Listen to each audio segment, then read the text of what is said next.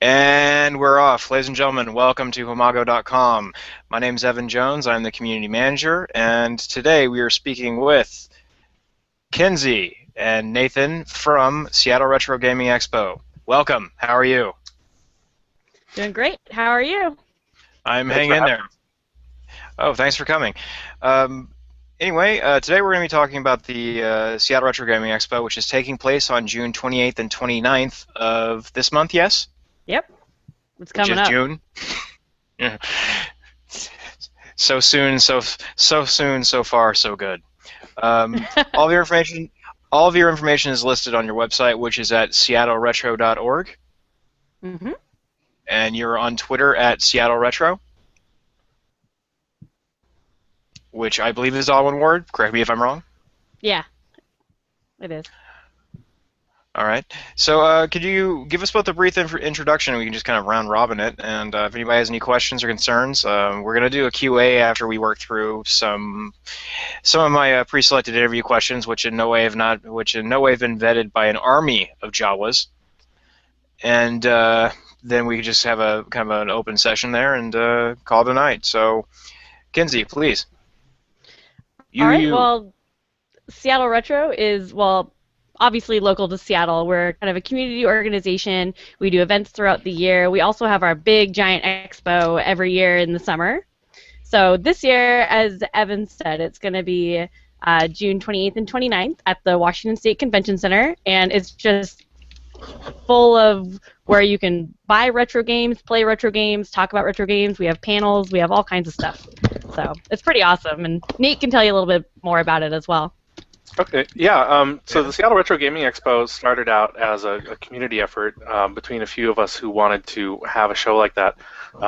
Prior to our show, there was a smaller group called the Northwest Classic Games Enthusiasts that was really kind of like garages and church basements. And we thought that at this time in Seattle, there should be a lot more people out there that like old games. So we decided to put together the Seattle Retro Gaming Expo. Um, And our main goal right now is building community and connecting people who don't normally go out to these kind of shows, or maybe they like old games like we do, but they're not necessarily interested in being part of kind of the newer gaming culture, which is somewhat different. So the Seattle Retro Gaming Expo caters to that. Do you find yourself?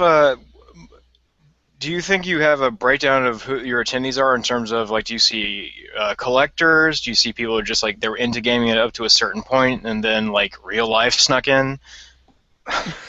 Yeah, we definitely have one big group, which is the hardcore collectors. These are the guys who wouldn't necessarily go to PAX to find games, although you will find certain stores like Pink Gorilla or some of the larger local stores, but they will find the really rare games, the weird NES games or obscure Genesis games or systems that most people haven't even heard of at our show. So for those people, we offer a pre-register benefit of getting in an hour early so they can get in and check out all the vendors and buy the games that they want to buy first. And so you'll see those people hanging out all day with all the purchases that they did early in the morning, trying out their games in the free play room or just swapping titles or stories or whatever. One surprising demographic that I didn't expect to get was the young parents. You get a lot of dads and moms that want to share the games that they grew up with their kids, and you get a lot of 3-year-olds and 4-year-olds playing Super Mario Brothers or Duck Hunt for the first time at our show. That's very interesting. Do you have a? I mean, I saw a listing of all the consoles you have available. Do you think there's a most popular console, or is it just? I imagine it's got to be person per person a really interesting collection of stories and tales that you have. So everybody has a favorite. A lot of people's favorite is the NES, but even now I find that like I'm more of an NES guy. That's kind of what I grew up with. But as the show goes on, the demographic sort of stays the same. So things are starting to sway into the Super Nintendo side of things. There's a lot of huge Super Nintendo and N64 fans that come to the show now. I've Uh, noticed at a lot of our smaller events when I bring multiple systems, the 64 is what always has the line, and that kind of surprises me every single time. But it's a nice to have a nice balance of people. So Yeah, that poor system got no love when I was in college and high school. Nobody wanted it except for like Mario Kart or GoldenEye. But now there's people who come out and they love games that like I've never played before on the Nintendo 64. And they're like, "This is the game I grew up with." but I never heard of it. It's got a tiny library, but it does have some killer games on it. So I'm going to jump onto the question because if I don't, I'm going to forget it, and then I'm going to say later, hey, I have a question. Oh, wait, I forgot it, and it'll make everything all awkward. So I'm going to say And you didn't put it in the chat. No, exactly. Sinner. No, we're just going to go right in here. So that's interesting you brought up the N64. I mean, obviously, as a lot of us grow older, like I grew up with kind of NES at first, and then Super Nintendo was kind of my thing. And then I know a lot of people were like, oh my God, Super Nintendo, that's so like younger, not Atari, like, Cardinal Sin or whatever. So I mean, like, are you ever gonna find yourself in a position where people are gonna be like, "Wow, PS2 so retro," or like PlayStation 3 so retro? Like, are you like accommodating for those situations, or you feel like there's gonna be a retro community that will organically grow around those kind of systems? I mean, there are already 360 collectors, which is kind of interesting because it's not. I mean, they still make games for it. Yeah, that's just weird. It's already a thing. Okay. Like, I found myself, I collect 360 controller variations. What? Yeah. I don't know what happened, but... Yeah, we get the question all the time. But I think it's going to go on for a while. We get the question all the time of what do you consider retro? Because every year we get new young people that are kind of rediscovering the games that they grew up with, and those are kids who grew up, the Xbox was their first system, or the PlayStation 2 was their first system. And so I came up with this definition of retro, which is anything that is not currently available in stores. So if Sony stops selling a system in stores, then that's, as far as I'm concerned, part of the retro collection. And I think that now includes the PS2 and the PSP. Yeah. Oh, yeah. Starting today. As of today. We had a very brief moment of silence for I think they just finally noticed that they still had the department open at Sony. Yeah. Somebody shut the door and locked it. I mean, I still want a PS4, guys, if you're listening. Or a 3. That's interesting with the PSP because, like, I think for a lot of people that was kind of, at least before Android came out, that was like where homebrewing and emulation was like really kind of started getting mainstream popular. So, RIP PlayStation Portable had the first one. I thought it was gonna be awesome. Destroyed my pockets. So. Yeah, I remember the original Xbox. It had a lot of hacking for it, but not so much with the homebrews. Yeah. I think the Dreamcast was the last one to really. There are still games that are being released for the DC that are homebrews. Yeah. I was hoping that the Xbox 360 could have something like that with their Xbox Live Arcade and the XNA architecture.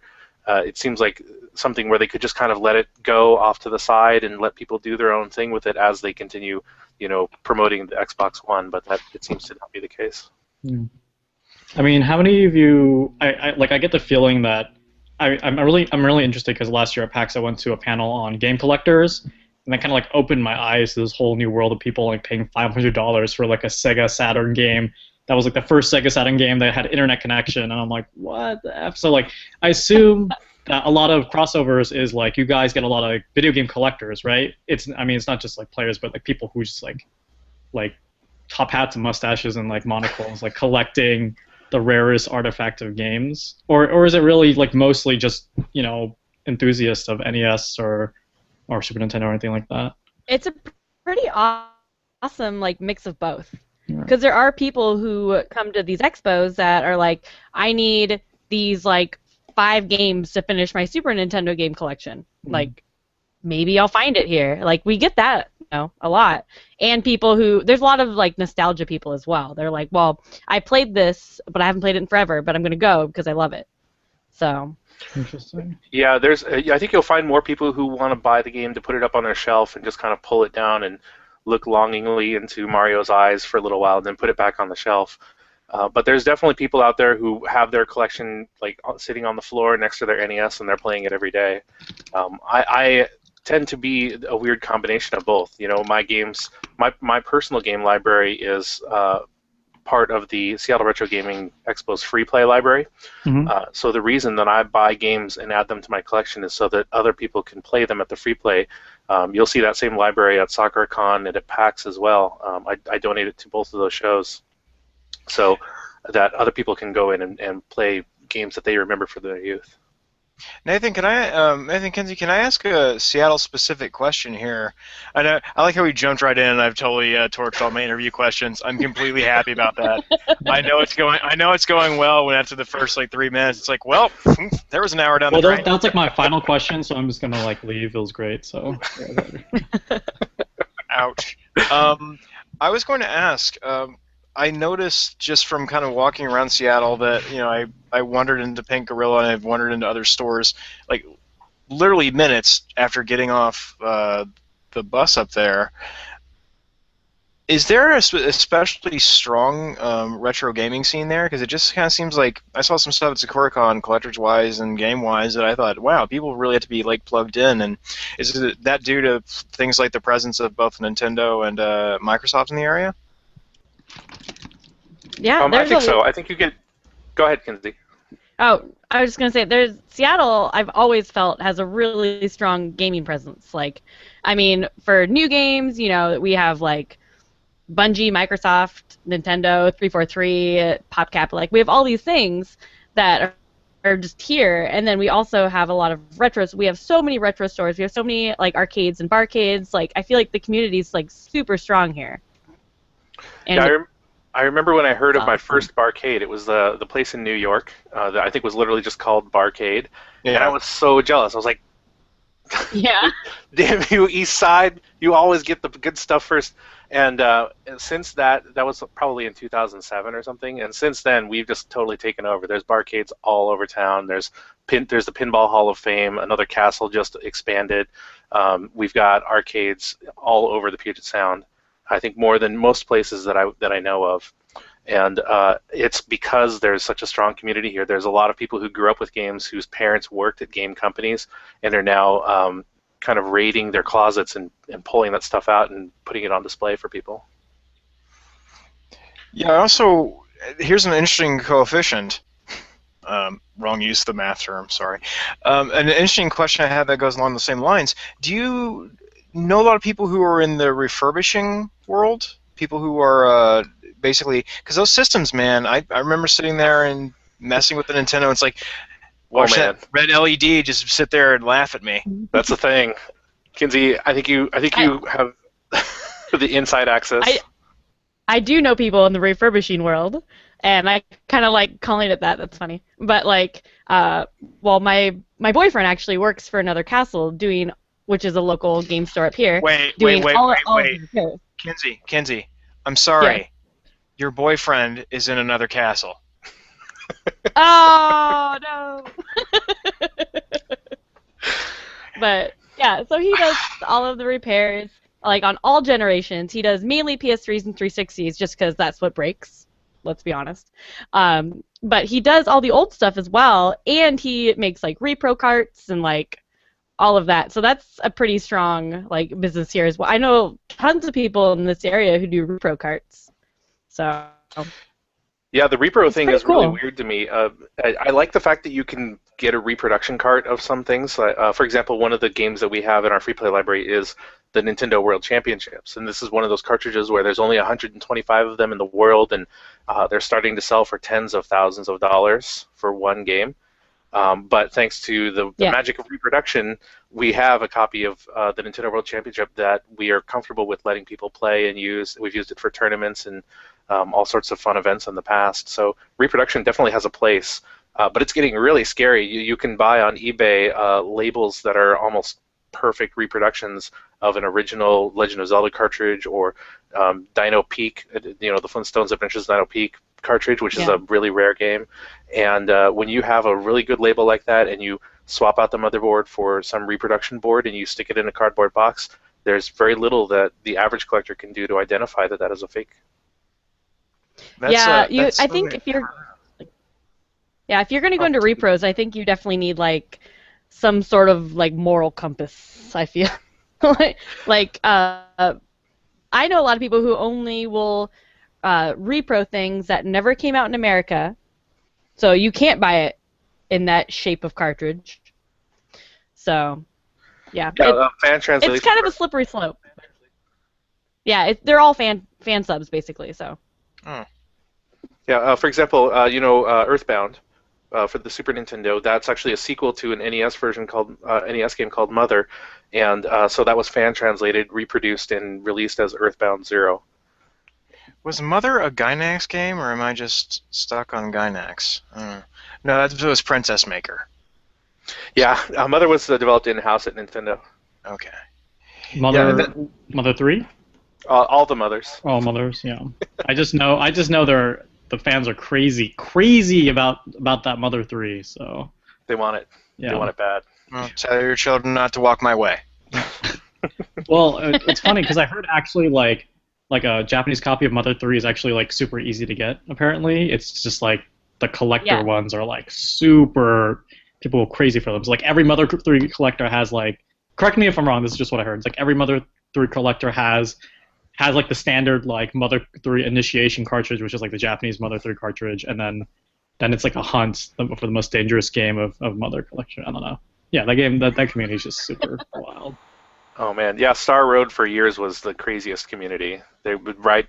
I worked at Nintendo at the time that Star Road first appeared in their call center, and we would get inundated with letters, and they would have email campaigns, and people would call in and ask for it to be translated.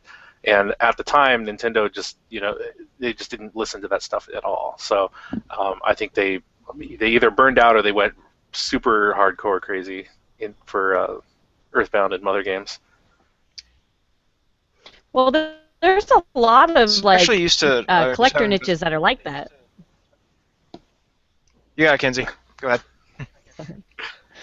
But there's a lot of like collector niches that are like that. They're just like they're crazy, like Zelda collectors, intense. Mother collectors, intense. Like there's a couple of groups that I feel like are just a little bit more intense than others. But or like sealed collecting is also crazy. Yeah, we did an interview with Robin Mahara, who was a guest panelist at our show last year, and he talked to us a little bit about the grading system for sealed games. It's similar to what you would see with baseball cards or comic books.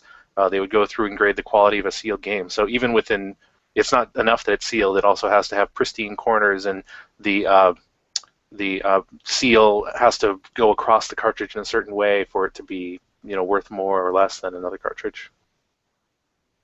That's crazy. Yeah, No, go on. I want to hear more about this. I'm sure your story is far. I'm not being cynical. I'm sure your story. I want to hear this follow up. Oh, I was just gonna say, like a lot of people, you have to send your cartridge, your box with a cartridge in it, like that might be worth thousands of dollars. You have to mail it away to get graded, and then a couple months they mail it back. So it's pretty intense. Like I don't know if I had like I don't know, like a sealed Zelda Ocarina of Time I saw on eBay recently for like $5,000. Wow. Do I want to mail that away and hope it comes back? Like I feel like I should start. But my if you own, have that like, rating system, Mm-hmm. whatever it is, you should start it. I'm excited. Oh, sorry. It's the internet. It's like, hey, we're gonna take the audio and then just hold on to it for like 30 seconds before we just let it out there.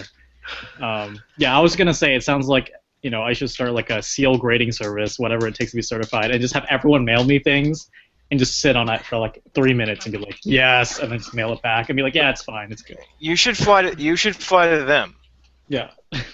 You should be the That's not a Galgo bad 13. idea. You should be the Galgo 13 of game grading for Yeah. sealed games. That's not a bad idea, actually. Yeah, just include it in the price. Yeah, fly me to your house and I'll say your video game collection is excellent. Yeah. You're like, So, can I actually, just play everything? I'm already here. Yeah. Actually, I have another question. So this actually kind of crosses with the speedrunning community a bit, because I know the speedrunning community is huge on retro. They speedrun retro games. It's great to revisit that in a way you've never played before. And during last year's, I think Awesome Games Done Quick this year actually, they played a retro. I would consider a retro PC game. So I think it was like not Bubsy. It was some game where you're a rabbit and you had a gun, which could be like any computer game from like the 90s. Where do? No. It was like a weird platformer. Apparently, it was supposed to show off that the PC game had like just as good processing power as the Sega console. Again, just stuff I've heard. But anyway, I'm just curious, like where do PC games fall in the retro gaming convention? I mean, I assume there are a lot of PC games that people really identify with from the childhood. Well, I mean, like back in the beginning of gaming, like kind of computers is what you had. Like you had the Commodore 64, you had the Amiga, like you had all these things that were like a computer. So, I mean, I feel like you can't really discount PC gaming because of that. Like that's where we all started together. Like, Yeah. and there's some awesome PC games in the 80s and the 90s. Well, I'm just curious because Go like ahead. you would have things like floppy disks or something. Like you have mediums that may not even exist anymore. I mean, are they still traded, or there's like obviously really hardcore communities for them? Well, PC games Yeah. are sort of a harbinger for what we're going to experience with the 360 and PS3 Mm-hmm. because they're just harder to emulate. They're harder to play. You know, whereas you can hook up your NES to your TV and plug in a cartridge and play it, you've got to find a full Amiga setup with discs and working discs and a working disk drive and get it all connected and hooked up. And then the discs may be corrupted because they're so sensitive. Yeah. So I don't have a lot of experience with using old computers, but I know that there are people who use them and love them. Interesting. Cool. Yeah, I was just curious how that community would even shape up just for that very fact you stated. It's just hard to get hold of them and recreate it. Yeah, Yeah. I'm really thankful for services like Good Old Games, who are, well, I guess GOG now, who do with the work to bring those old 386 games, bring them into a Windows 7 environment so that they'll run in DOSBox or whatever. But I know, Kinsey, you've got your Amiga, and sometimes that's just the only way you can play a game.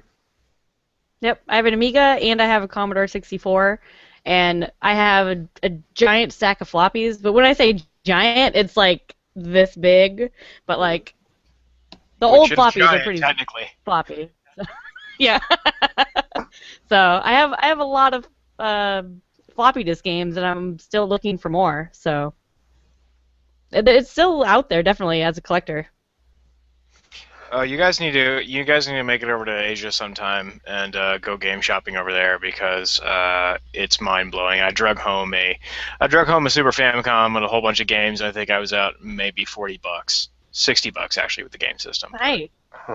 Yeah, it's This is a good area to be for import games, though. I'm sure you've been True. to Pink Gorilla, and there are other stores that carry imports. I happened to come across a garage sale once about 7 years ago, and I walked out of there with a huge box of Super Famicom games, and I paid something like $0.25 each. I was almost buying them by the pound, and you don't see that very often. So they're out there for sure. There is one thing that Portland is really good at that Seattle, I think, is not as good at, and that is the garage sales. Oh my goodness! If you want to find a good deal at a garage sale, go to Portland, because we have friends that go down there or that live down there. The organizers of the Portland Retro Gaming Expo, and they find some amazing things and post about them every week on Facebook. I'm sure just to make me jealous. You personally. Yeah, just me. It's one city of people who are they brought their MiFi to Voodoo Donuts. I like how delayed that Portland joke was. Voodoo Donuts is for anybody watching or viewing. Voodoo Donuts is a fantastic gourmet donut chain that started in Portland, and it's so much sugar that you may actually crash your car on the drive home. No, this would be a really interesting place considering all that gaming history and all this company and the company that started there. From Northern California on up, there's just so many gaming and software companies for so long.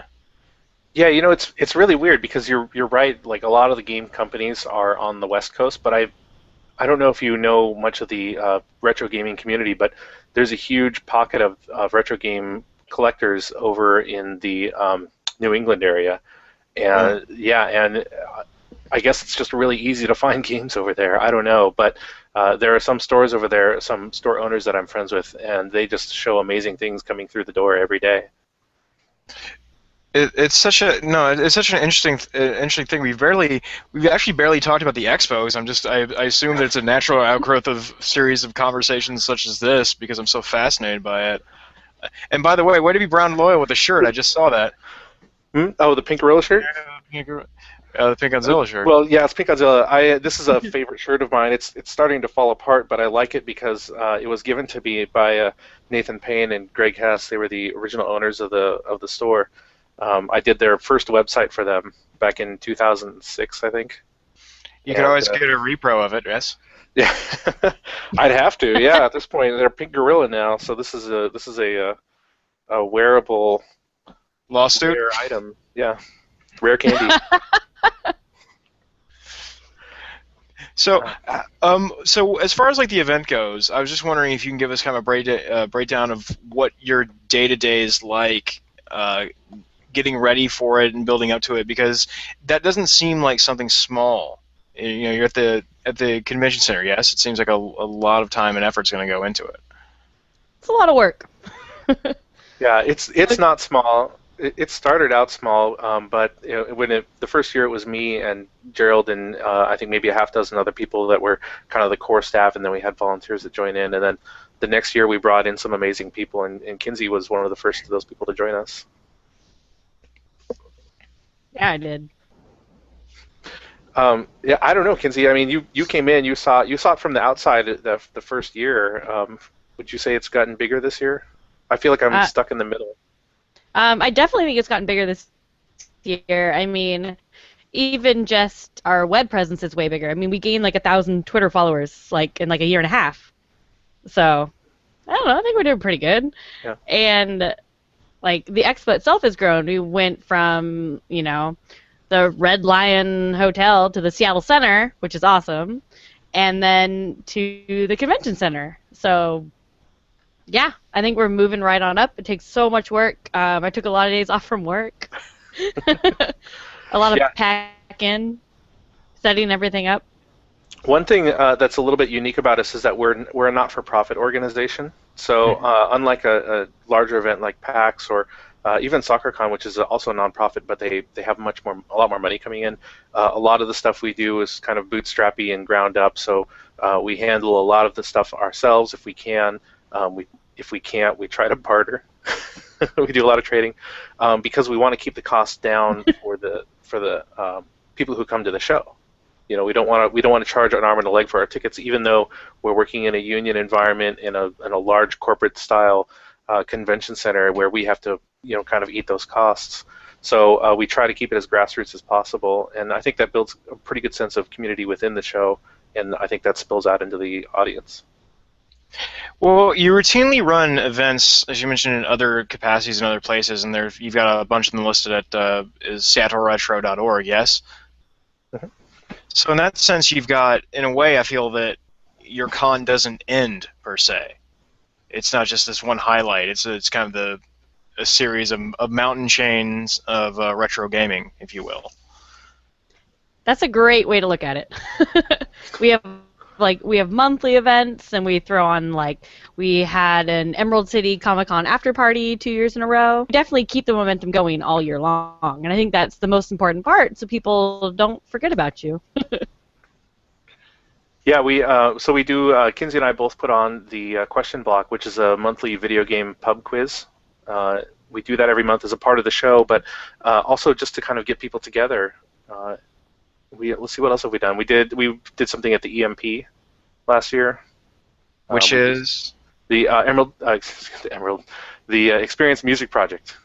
They had a art of game exhibit in cooperation with the Smithsonian, and they asked us to participate. So we brought some games and systems in, and they hooked them up to the TVs that they had, including their giant, what is that thing called, the SkyChurch screen, the 80-foot television screen.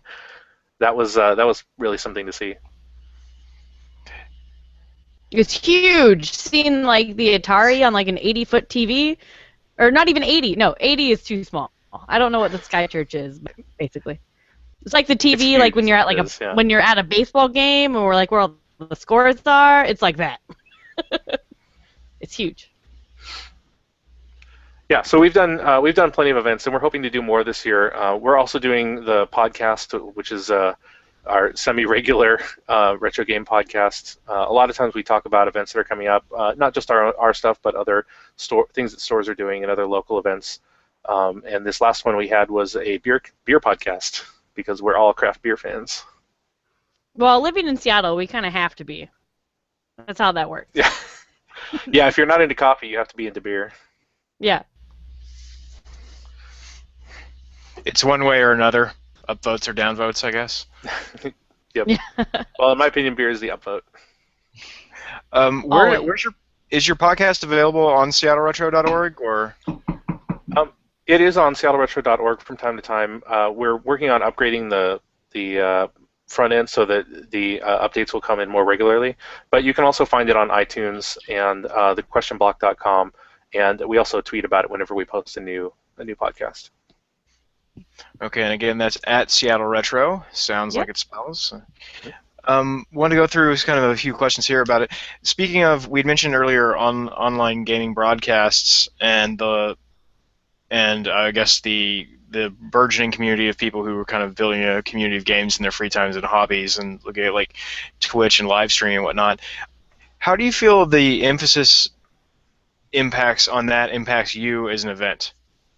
Because it keeps the game information going from what I tell it, but there's also so much happening that you kind of got to fight for space.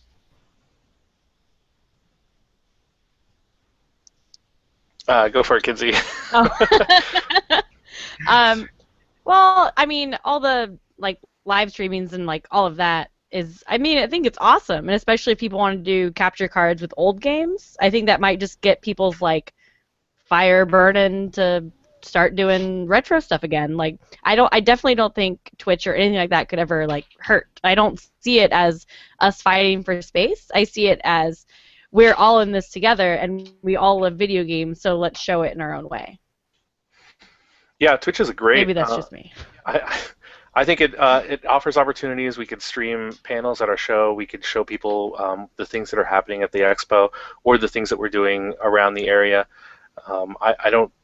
There's nothing wrong at all with Twitter and Facebook. I think that they're online versions of what we're doing, which is people who enjoy the same things hanging out, talking about the things they love.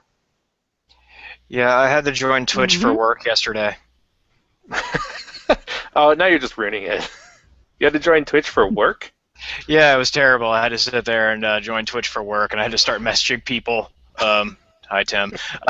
Who do I start following? And I got friends who were from years ago who are programmers. That's right. You're a community manager. That's fine. I thought like you had to like, I don't know, set up ads or something, and just take all the fun out of it. But actually, that sounds like a lot of fun. I'm really looking forward to spending more time kind of messing in about that community because we're teaching kids basic programming gameplay concepts through like Scratch this summer. Mm-hmm. But it's one of those things where I really enjoy the fact that I no longer have this really high barrier of entry as far as checking out games, looking at them, and seeing what they're like. And I personally don't actively follow games as much as I should. In my own mind, but also at the same time, I follow this other stuff, and I want to keep it fun and fresh, and also I'm more interested in what people who check out the website are doing. So things like Twitter are a godsend for me. There's some really amazing things that you can do now, just as a one-man operation. I've been fiddling around with this software called Open Broadcasting Software, OBS, and it lets you handle multiple cameras. It lets you add text. You can hook up live feeds to it. So it was primarily designed for video games. So you can have leaderboards and scrolling news feeds on the bottom. A feeder? Oh my goodness. Yeah, and you can have multiple people broadcasting, sort of similar to this, but you can stylize it a lot more, or you can have one screen that is the game feed or a video feed or whatever you want. It's really impressive. Timothy, I'm sure you've probably run across that as an esports person.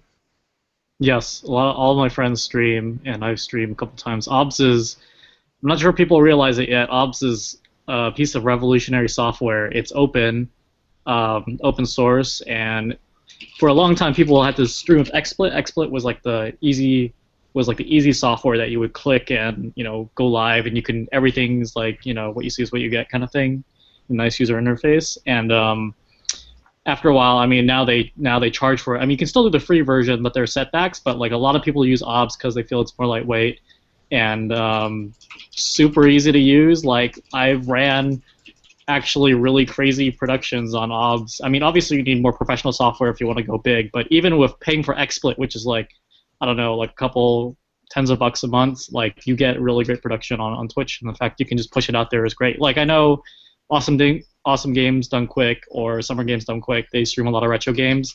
Through Capture Card or not, like both OBS and XSplit are just really great pieces of software, and they do it like it's so easy for them for someone who go from zero amateur production experience to like putting something out there live. Yeah. So I think it's a testament. Yeah, sorry, I was gonna say the capture card part is the hardest part. I would say if you want to stream a retro game legit, like capturing from the TV. Yeah, that's really hard. I think it's a testament to just how mainstream streaming and the desire to publicly broadcast yourself has come. That it was one of the first. It was in one of the first updates for the PlayStation 4 that they would turn off the HDMI, the HDCP. Yeah, it's amazing. Yeah. So, are you guys streaming your panels this year? We won't be streaming likely, but we're going to record all of them. You can record them and restream them, and then re-release the recordings on YouTube for double the ad money. What we did last year was we recorded all of the podcasts, and we've been releasing them over the podcast feed. Oh, so earlier we mentioned Robin Mahara. He was the one of the world champions from the Nintendo World Championships back in the 1990, I think it was. We've also got recordings with Ryan Payton from Republic and Metal Gear Solid. We've got Chris Kohler, who does his Antiques. What is it? Antiques Retro Game Roadshow? I think that was the panel. I think that's the panel I went to last year in PAX. Like my friend just dragged me to it, and I was like, "Oh my god, this is so amazing!" Yeah, he did the same thing at our show, but it was much more more intimate because it was a smaller room. Yeah. Oh yeah, I can imagine like a smaller group of people would be amazing. Yeah. And we had one of my favorites was John Hancock. You want to talk about your collector's collector? He is the man. He has something 27 or 28 complete collections. There's 27 different unique video game systems. So you think of all your systems that you've had or seen when you were a kid growing up. You've got your Atari, Commodore, Intellivision, Nintendo, Super Nintendo, Genesis, Sega CD, Xbox, PS1, PS2, PS3, Xbox 360, PS4. That's maybe 20 systems. He's got 20 of them complete, plus 7 more you've probably never heard of, and he's still going. Like 2 more he's just made up. Like he's 3D printed a new console and like print the cardboard for the games. He's like, I just have it, and there's no way you can disprove this didn't exist. He learned how to program so he could make a game so he could collect it. Yeah. It didn't get past the beta testing of the system, but I got one in the box. Yeah. Yeah, he's an amazing, he's a super awesome guy too. I mean, he is just the nicest guy you'll ever meet. He has a sort of hard and fast rule about not overpaying for games. So a lot of this collection that he has was traded or picked up at garage sales or secondhand stores. Why is that? I've never heard that before. Not paying too much for your games. Well, I mean, it grows out of just the frugality of having an expensive hobby. You know, a lot of people can't devote that much money to it.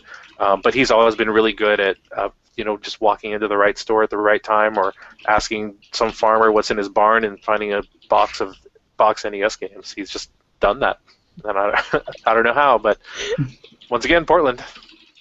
I should know more. That's such an interesting thing. I think apparently. In 5 to 10 years. Yeah. I mean, usually go around November. That's when the cartridges get really ripe. So.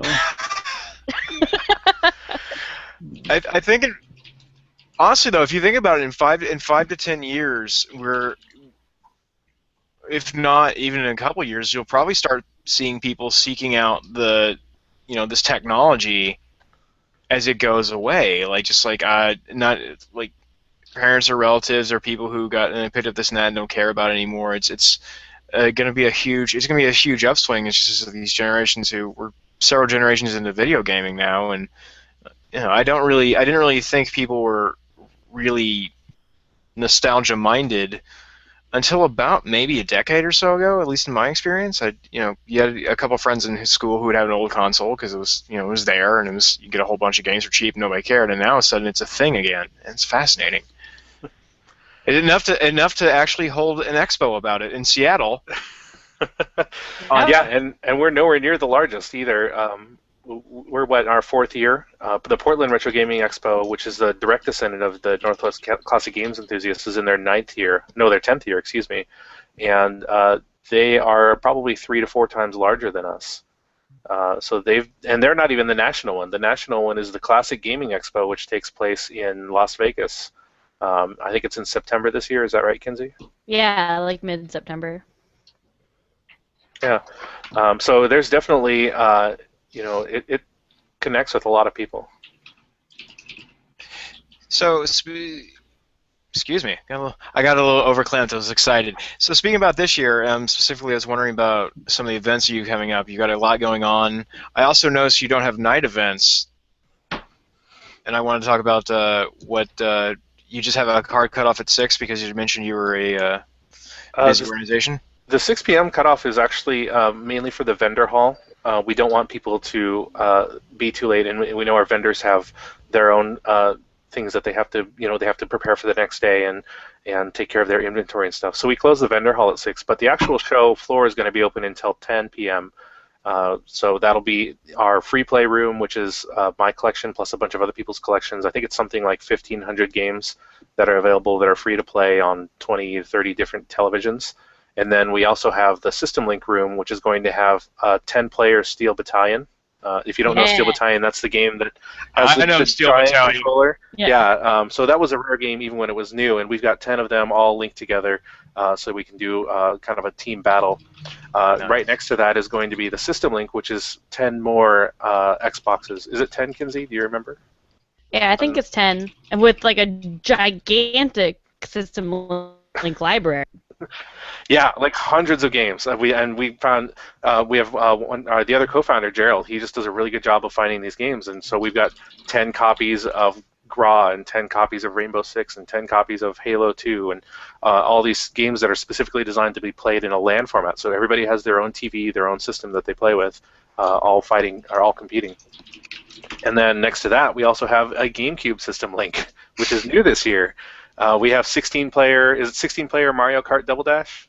Yep, 16-player Mario Kart, and then some games are going to be 4-player, but everyone gets their own screen, like Kirby's Air Ride, which would be awesome to do that with. So yeah, so this is one of the ways that we harness our power for good. We try to get together.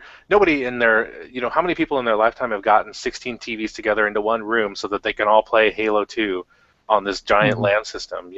Only a handful of people have done that, and this is your opportunity to go there and play like Star Wars Battlefront and all these other games you've never even heard of in a way that you're probably not going to be able to play anywhere else. So that's what we have open until 10 p.m. So it's open all day. And then, of course, we got the panels that'll be going. We're also going to have a charity auction to help out with the Cystic Fibrosis Foundation. That's going to be a silent auction going on all day.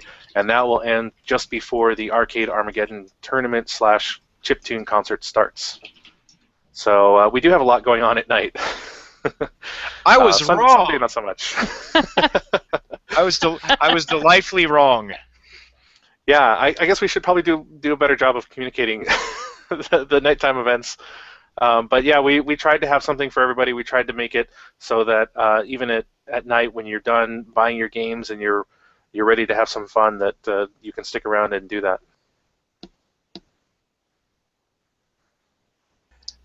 That sounds like a really fun set of events. I was going to ask though, but you bring all those games and you're responsible for all those games. How can you let the family out into the world and not just sit there and worry for the course of 2 days? I'm not kidding in any way, shape, or form. I've been doing conventions in this style for 9 years now. I started out, I was on the board of directors for SakuraCon, and I dialed it back because I had much more fun sitting in their retro room, which is just one small part of their convention, and letting people play my games and watching them enjoy the games and seeing people my age come in and say, "Oh, I haven't played this game in 20 years," and see people bring in their kids and show them the games that they played when they were little.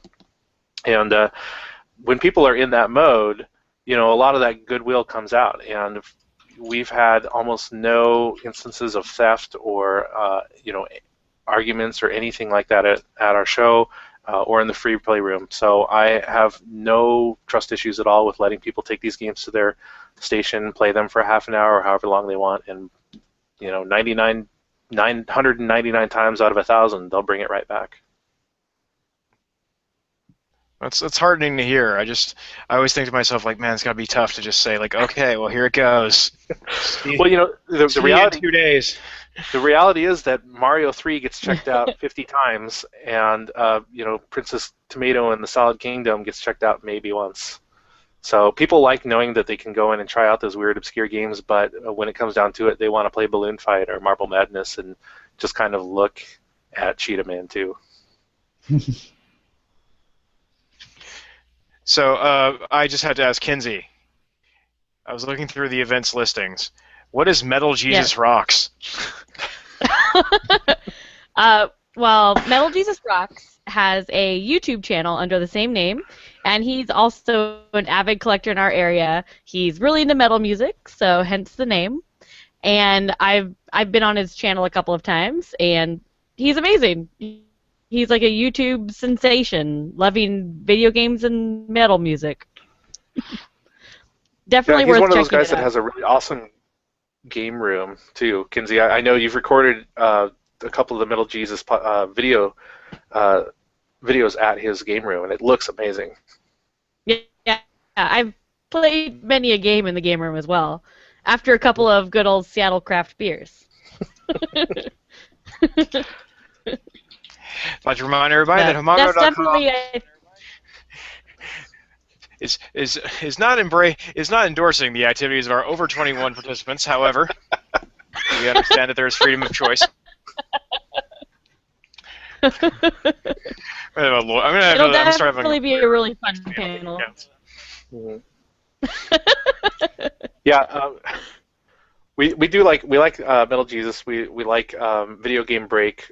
Carlos Rodella. He has started a really great community-based website, and there's a bunch of other local websites and organizations that we try to partner with whenever we can. Do you feel that it's best to? I noticed you keep bringing up local and community, which is a really cool concept, especially because what you talk about is not even a niche, but a collection of niches. So I'm wondering if you view things on like a local, statewide, or national or international scale, or if how much time you spend researching and keeping up with all these developments and other events, because there's so much going on. It just seems mind-boggling. Well, it just sort of happens, really. Yeah, I mean, the more you talk about things going on in your area. Sorry, Kinsey. You actually, you should talk about this because you're the one who knows. You do a lot more than I do. Go for it. Well, I mean, there's tons of like retro video gaming events in like the country. There's tons of them, and I'm kind of even out of the country. I'm finding out that Toronto, Canada, has an amazing retro gaming scene, and there's so many like game journalists and like awesome game people up there. And then there's of course CG, which we've already mentioned, Retropalooza in Texas. Like, there's so much going on, and I always try to like, something small like. I will always like Friday follow CGE, Portland, like all of them that I can. We're all in this together.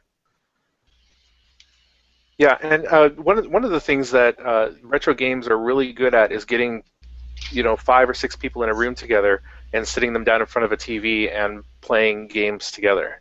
So I think that you're missing out on the retro game thing if you're not sitting in the same room with some other people, some friends, and having some pizza or doing whatever and playing some games.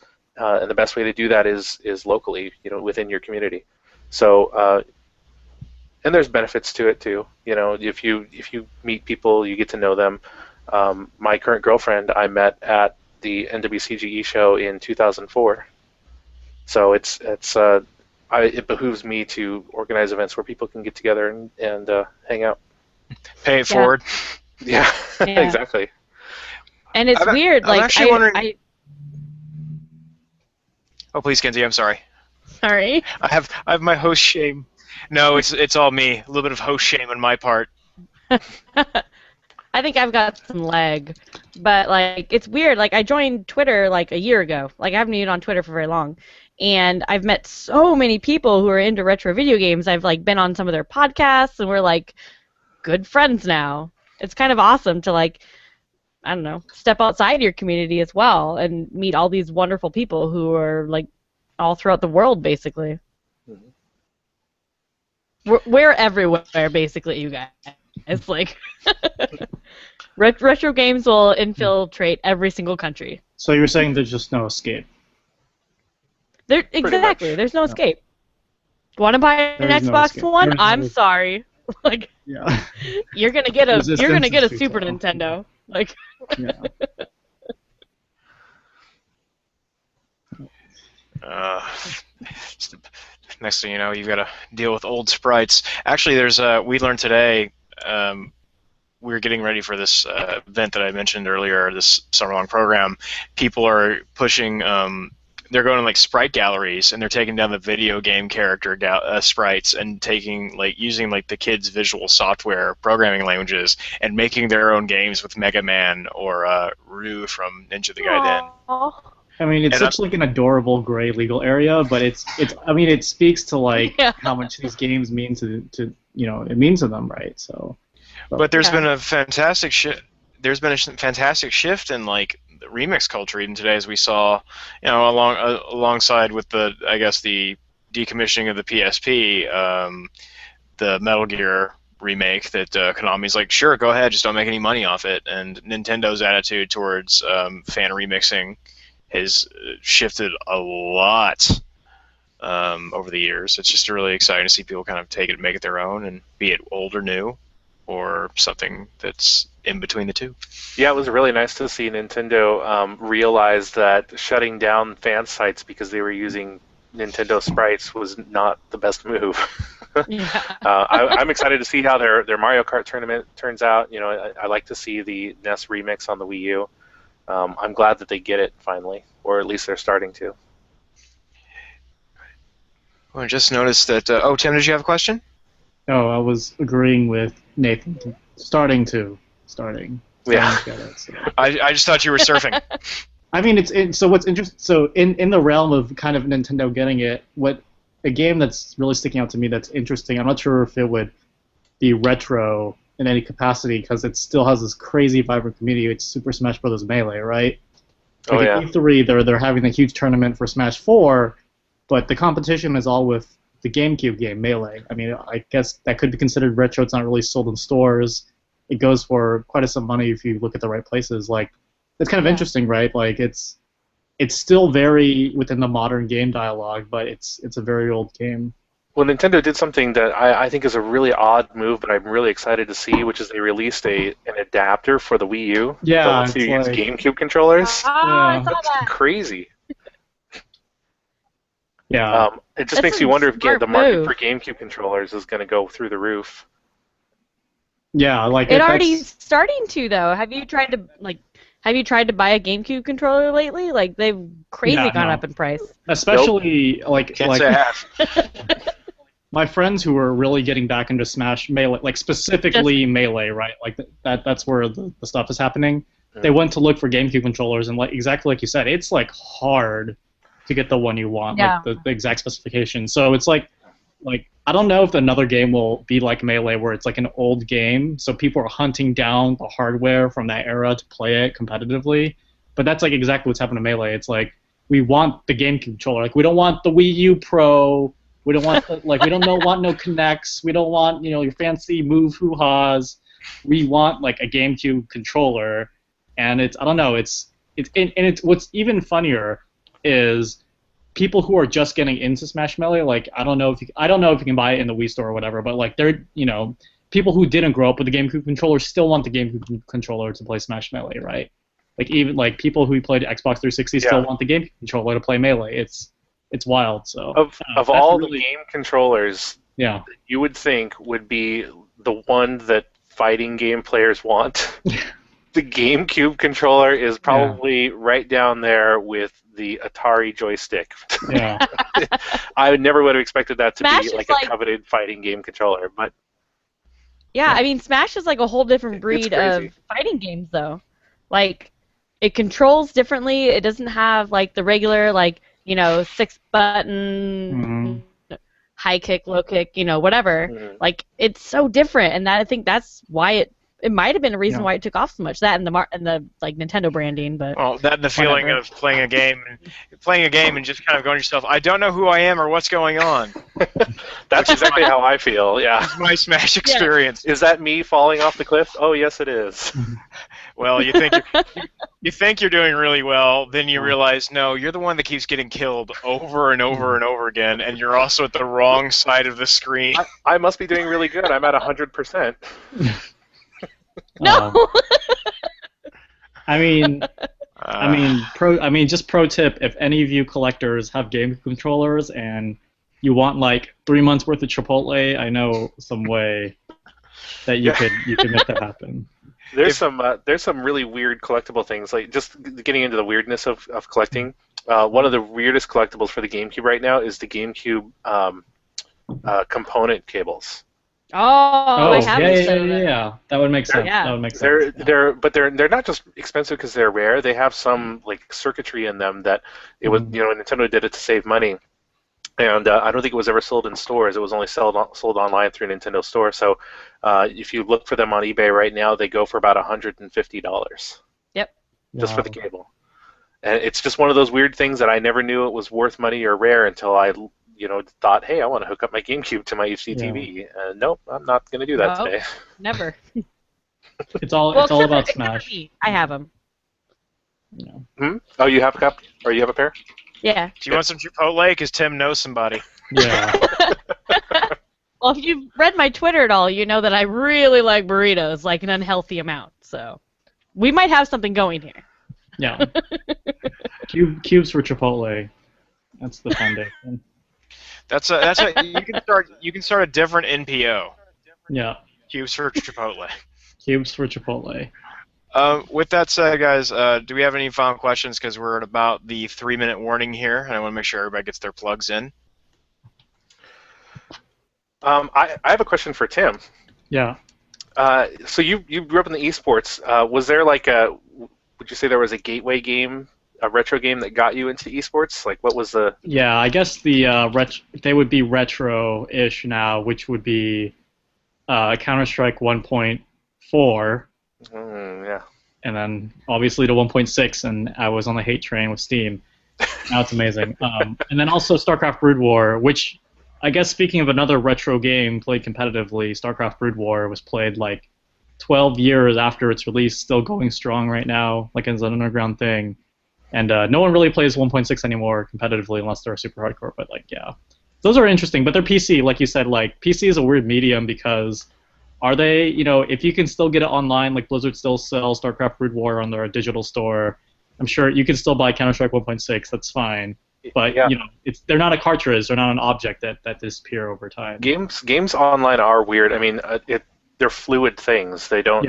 They live. They breathe. They don't stay the same. If anybody has played Warcraft for more than 2 years, they know that what you end up with is way different than what you started with. Yeah. Warcraft 2 even still has like a competitive community somewhere. Mm-hmm. I mean, if you're gonna go find it, like take a sword and a shield, like you're gonna need it. But yeah, it's wild. Like things that exist on the computer are this different beast because if people want it to survive as like an online community, they will make it survive. You know what I mean? And, yeah. The closed nature of consoles is really starting to bite us. I think people felt it first when Nintendo shut down the Wii U.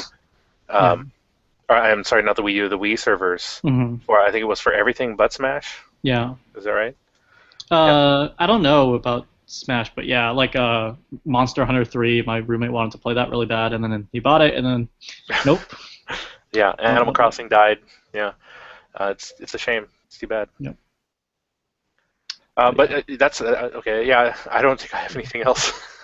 No, that's fine. That's a good question because that really got me thinking. Like, I mean, it's funny because I another person I know who does writing in the esports community, he did some investigation into competitive tournaments of Super Nintendo and Nintendo and like other games in the past. So like the idea of esports has existed for so long, but what we identify as esports has been vastly different. You know, like it's weird because it's been on TV. Nintendo has done their own tournaments. Pokemon is still like competitive, but what is exactly what the LA Times covers or NPR covers or the Daily Dot covers as esports is not those things, which is really interesting to me actually. So it's also really funny to watch those introductions from like Nintendo arcade stuff. It's hilarious. Oh yeah. You know, the other competitive side of competitive gaming that I can think of that I think is interesting is the arcade high score contests. You have people that anybody who's seen King of Kong. Yeah. Why isn't Billy Mitchell a guest, guys? I just need to say this Flappy Bird. Oh, well, I'm at 96. So, I got 179. Wow. Billy Mitchell was going to be at the arcade convention that I was going to, and he canceled his panel, and I was pissed. But then I was like, it's Billy Mitchell. Yeah. I saw that Can't movie. be mad at you. We had the other guy. Who's the other guy from the movie? I can't remember his name. He's local. He lives in Redmond. Steve Wiebe at the EMP event. Yeah, he played Donkey Kong on the 80-foot screen. It was adorable. Yeah. I feel like that's the topic for another time because I can go on about retro competitive. That's very interesting beasts. There's a lot more to say. I think the only thing I have to say left about that is that Arcade Armageddon, I mentioned, was a chiptunes concert, but it's also a tournament. So if you like doing competitive old retro games, Arcade Armageddon is a good place to do it. Let's do it. Yeah, and well, for that, Seattle right now. Yeah, you should, because for Arcade Armageddon they do the prelims at our show. Mm-hmm. So you have to get a high score in the Nintendo Campus Challenge. Oh. And yeah, and so you have to get a high score in that, and then that will move you onto the championships, which is during the actual chiptune show, where they go like on stage tournament, chiptune show, on stage performance, chiptune show. And then the last thing is a mystery, just like the Wizard, which is awesome. Yeah. I mean, everyone watched The Wizard, and they were like, I just want to be that. I just want to be that guy. Exactly. That's that's how I structure my life, is to become the Wizard. You should probably book your movies I saw in the theater. Yeah. So with that said, I think I'd like to go ahead and close up. Thank you so very much to Nathan and Kinsey from SeattleRetro.org, and Tim, thanks for stopping by, as well as Ben, strong but silent. Again, this is Evan Jones from HOMAGO.com. It's good to be here. Hey, Commando on Commodore 64 rules. Yeah, it does. Woo. Oh, it's that Ben. I was like, oh, it's Ben. And I'm like, oh, it's Ben. Yeah, that's all. I've said my piece. I think it was important. Everybody, there isn't enough Commodore 64 talk out there. Yeah, it's great. I agree. Tape decks. And if you want to live in the future and the past at the same time, and get the best of both worlds, please stop by SeattleRetro.org. They're throwing the Seattle Retro Gaming Expo on June 28th and 29th. Please check it out, and you can find them on Twitter at Seattle Retro. From everybody at HOMAGO.com, thanks again, everybody, for joining us, and thanks to all of you for stopping by. I'm going to stop the broadcast here. Good night, good luck, tell your friends, and go play some retro video games in Seattle.